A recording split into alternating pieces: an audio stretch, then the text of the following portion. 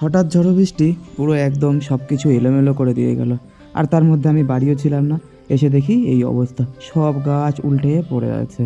আর এই যে পাতিলেবু গাছটা, এটা তো প্রায় ওপাশে পড়েই যাচ্ছিল।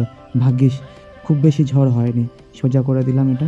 কিছু কিছু গাছ আবার ভালোও হয়েছে বর্ষার কারণে, নতুন পাতা পেয়েছে। ভাগ্যিস আমার মালবেরিটায় কিছু হয়নি, এটা নিয়ে একটু চাপে ছিলাম। মালবেরি গাছটা পুরো সুস্থ।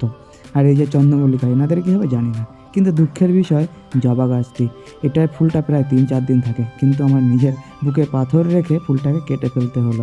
আর এই যে বাটার কাপ বগেনভেলিয়া, এটা রাতের বেলায় বাড়ি এসে দেখি একদম করুণ অবস্থা, গাছ পুরো শুয়ে পড়েছিল।